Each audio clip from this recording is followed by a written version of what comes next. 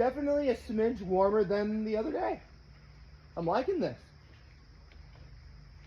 Give you guys a second or two to admire the view. Because it's so nice out.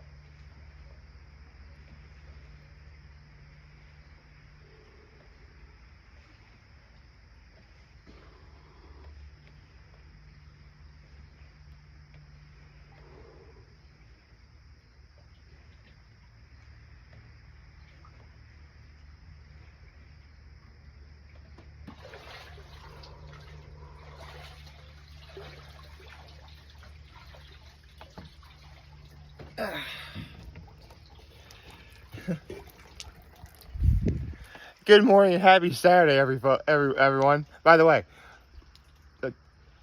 what happened? You see the seaweed behind me? Look at all that seaweed that's behind me. That's insane. So, I have a low and high in act of kindness, as I usually do. Actually, before I say what it is, can we just take a moment to admire, like, the weather here? Yeah, I know, being up at Cuca Lake, everyone would prefer is sunny, but this is actually the weather that I always look forward to the most. Because it's always so peaceful, so tranquil. And it's actually starting to rain right now. I bladed through the elements before. I'll do it again for you guys. So anyway, what's my low and my high, my act of kindness? You know what? My low, and keep in mind, what I'm about to tell you is totally 100% my doing, for sure.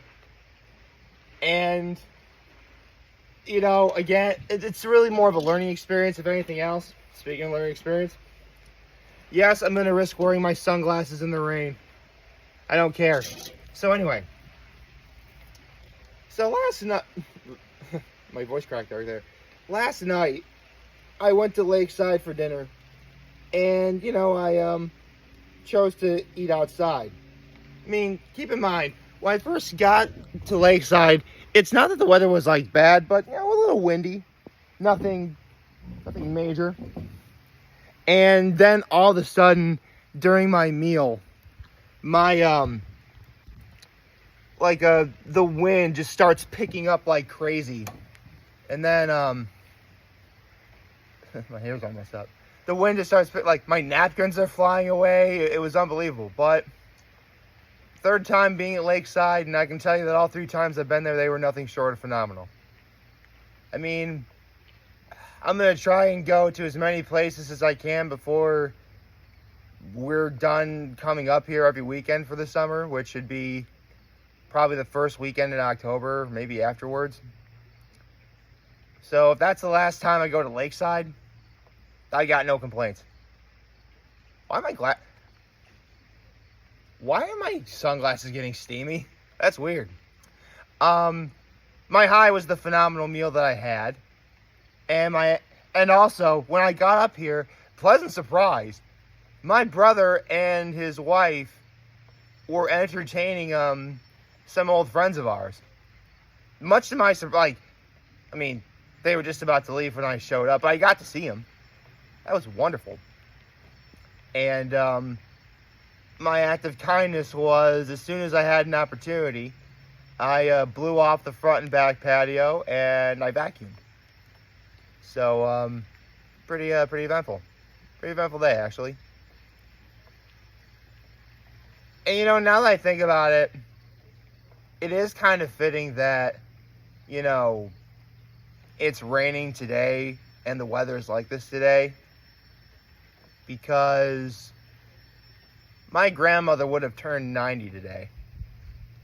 For those of you who don't already know, my grandmother on my father's side had passed away this past April.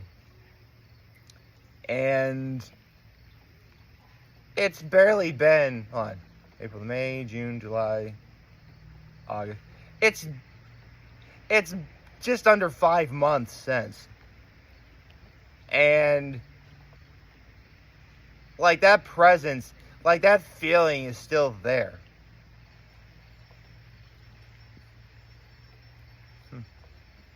If anything, right now the heavens are weeping because it's my grandmother's birthday and sadly she's no longer with us. But I'm sure, listen, I'm 100% sure she's up there. This woman went to church more than anyone. If she's not, if she of all people isn't up there, then something up there is wrong with the system, you know what I mean? But it's my grandma's birthday. Well, actually, I have another relative who also has a birthday today. And technically, this woman is also my grandma, but it's complicated. So it's her birthday today. But in terms of my grandmother on my father's side, today would have been her 90th birthday. And yeah, it's definitely sad. In fact, the atmosphere right now is about apropos for how I should be feeling. I say should because knowing my grandmother, she would want me to, have a good day.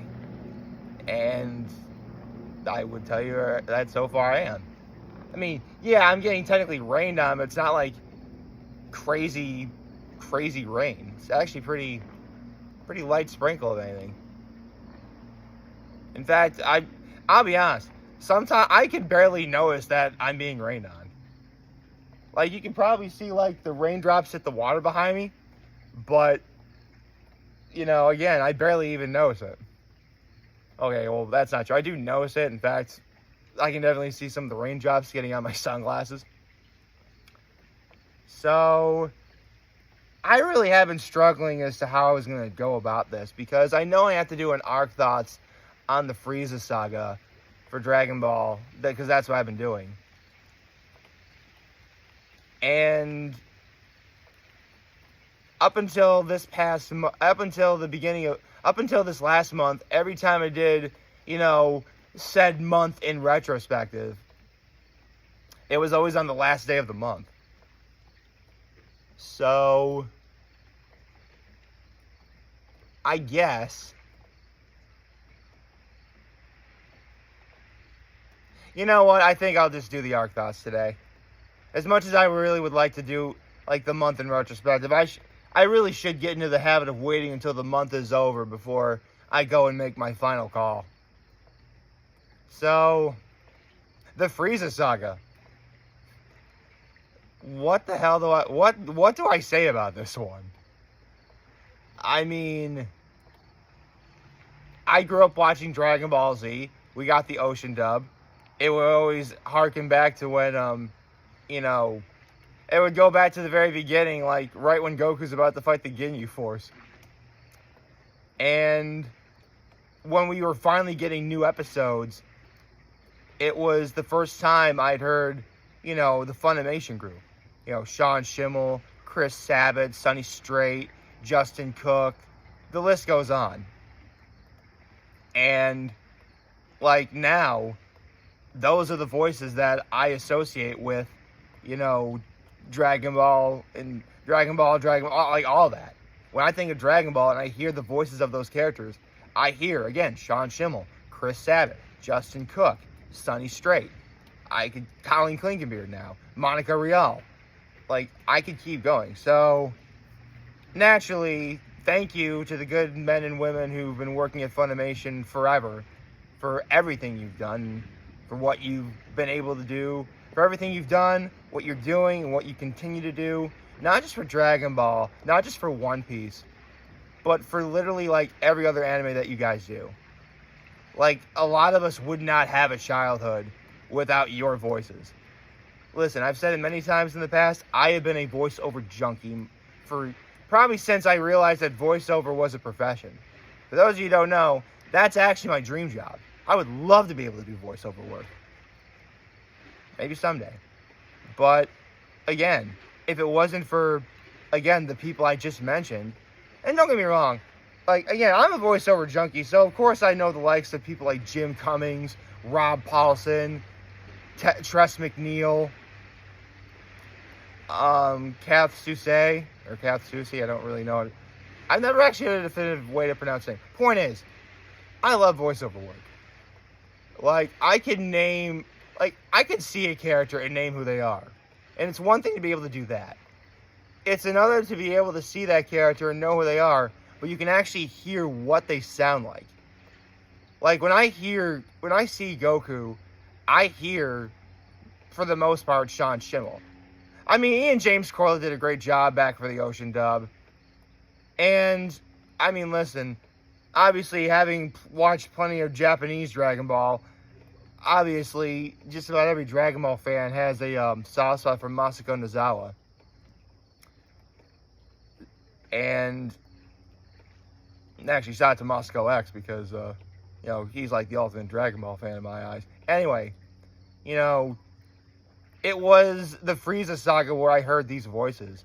And it's because of the Frieza saga that, that was watching the Frieza saga was my first real fanboy experience. What I mean is, normally when you watch or read or listen to a story, you know that there's a beginning, a middle, and an end. And whenever I was watching the Ocean dub of Dragon Ball Z, as fun as it was to watch, it always bothered me, like I thought we would never ever see Goku fight Frieza. And we got it. And when Funimation got the rights and we got those new episodes, it was like, yes. That's the first, real, fanboy experience coming true listen, I know that Dragon Ball existed long before, a decade before we got it here in the States. But I wouldn't know that when I was a kid. So to finally see Goku fight Frieza, and keep in mind, I'm the kind of guy Goku's totally going to win. No, that wasn't the case. First of all, I should probably explain, what the Frieza saga was. So basically, after the events of the Saiyan saga, the Dragon Balls are gone because Kami and Piccolo are gone. We need to find Dragon Balls, so we go to the planet Namek, where Kami and Piccolo are from. They have Dragon Balls. But not only does Vegeta want to go to get immortality, but Frieza knows about it too. So now it's basically a three-way race to see who can get the Dragon Balls first, grant their wishes. Yeah, normally on Earth, it was originally one wish only. Now it's three. And on Namek, that is. And not to mention, Porunga the Dragon. That's a presence that, to see, I'll be honest. I barely remember, Shenron's iconic, don't get me wrong. But Porunga's presence when I was a kid, there was more weight and gravitas to it. Don't get me wrong, I love Shenron. Shenron's awesome. Your wish has been granted. Again, shout out to Chris Sabat. But it was Porunga, man. That was awesome. And again, you got three wishes. But there's a problem. See, Porunga has three wishes, but if you want to bring people back, you only have one wish at a time. And keep in mind, Piccolo, Yamcha, Tien, Chaozu. That's 4 people. So what do? Thankfully, thanks to King Kai, Piccolo, and everybody else can communicate with him. So they're like, listen, Gohan, wish me back first, then Kame comes back to life, and the Dragon Balls are back on Earth. Way to go. Second wish me back to planet Namek. It's my home, and I gotta fight the guy who's completely ruined everything. He's talking about Frieza, of course, because Frieza massacred, everybody.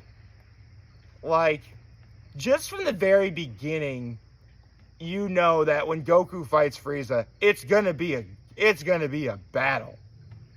But you didn't quite know how bad it would get. How many crazy transformations? Frieza has 4 transformations. And it's his ultimate form, which at first glance, it's the least menacing of all. At least when Frieza had the horns and the Saiyan armor on, or when he grew to a giant, or looked like the alien from the Alien franchise, those inspired intimidation. His ultimate form is sleek, smooth. Again, the least menacing looking thing you'd ever see. And because everyone can sense Frieza's power, it's absolutely terrifying how strong he really is. But then when Goku finally gets back to the battle after sustaining heavy damage because Captain Ginyu fighting him took over his body, and then, Captain Ginyu became a frog, but Goku's back to normal. Point is, this was like everything I wanted to see and more. I remember watching Totally Not Mark's overall review of Dragon Ball Z, and he had the perfect metaphor for what this fight was. You have Goku, like the unstoppable force, that when he's there, like that's our guy. Like, we got this. As long as Goku's around, nothing's gonna go wrong. But then you have Frieza, he is the immovable object. He is never, to say that Frieza's never known defeat is an understatement. Like, when he eventually gets resurrected, and I'll talk about that when I get to a Resurrection F, he didn't need to train. He was a naturally gifted fighter. No one in the universe could stop him. Well, meet the unstoppable force of Goku. And it seemed like for every time Goku thought he was doing well, Frieza would always explain how much stronger he could really be. And it showed. I mean, the fact that Goku had to use the Spirit Bomb, which was a technique that he didn't want to use on Frieza because it did leave him vulnerable enough to form the Spirit Bomb and then, attack, or Genki Dama if you're, Japanese. And it still didn't work. And then I couldn't talk about the Frieza saga without talking about the moment. The moment that changed everything for pretty much every Western, person watching Dragon Ball Z. If you remember, if you watch Dragon Ball Z for the Ocean dub and that kick-ass theme song, it ended with Goku just glowing and his hair was yellow. What was that? This is my experience. What was that? That was Goku transforming into a Super Saiyan. And it happened when Frieza pushed him to his absolute breaking point when he killed Krillin and assumedly killed Piccolo. I mean, that was the first real instance of, and I explained this back when I did my arc thoughts on Wano for One Piece, and it was something that Totally Not Mark brought up too. See, I mentioned back in when I did the Wano arc, and how when Totally Not Mark, shout to Totally Not Mark, by the way, talked about the Wano arc and how Luffy transformed into Gear 5th. That was the first time an anime character underwent a transformation that wasn't based off of anger or sadness or any kind of emotion. That was due to sheer imagination. For the most part nowadays, whenever a power-up occurs or a transformation occurs in not just anime, but also of Western-made shows like Avatar: The Last Airbender, when you see those powerful techniques or transformations, they are based off of raw emotion. And for the most part, it is usually due to anger. It was Goku transforming into a Super Saiyan. That was the first time that ever happened. And it's iconic to this very day. And now we have transformations out the wazoo, but I'll get to that later. I mean, listen, again, Goku fighting Frieza was the first time my fanboy wishes came true. It's not often that, and Eric Rodriguez, aka the Blockbuster Buster, shout out to the Blockbuster Buster, put it perfectly when he was talking about Harry Potter, and how it ended with Harry defeating Voldemort. It's not often that our fanboy dreams and wishes come true, but when they do, it's something that you never forget. I love the Frieza saga. I can't wait to talk about it more. People. There are people who are fishing over there. People fishing over there. Sorry. So, point is, I love the Frieza saga. I can't wait to keep doing the series more. And looking back on it, I mean, I thought after the Frieza saga was over, it was the story was going to end. But that's the thing about what Akira Toriyama did. He didn't want the story to end just yet. So, I'll come back in about a month to do the Cell saga, or the Frieza saga. I love it, the weather. I love how the weather got better as I was doing this. This is awesome. I hope you like this video. Like and subscribe to the YouTube channel. If you did like this, I hope you like this video. If you did like and subscribe to the YouTube channel, find me on social media. As always, I'm very humble in this video. For all of you guys watching, enjoy for today. Hopefully you have a wonderful, wonderful, wonderful Saturday. Hope happy Saturday, folks. And remember, if you guys want to talk, a channel, we're here to learn. Always be back. Take care and make good choices. 607 all day, baby.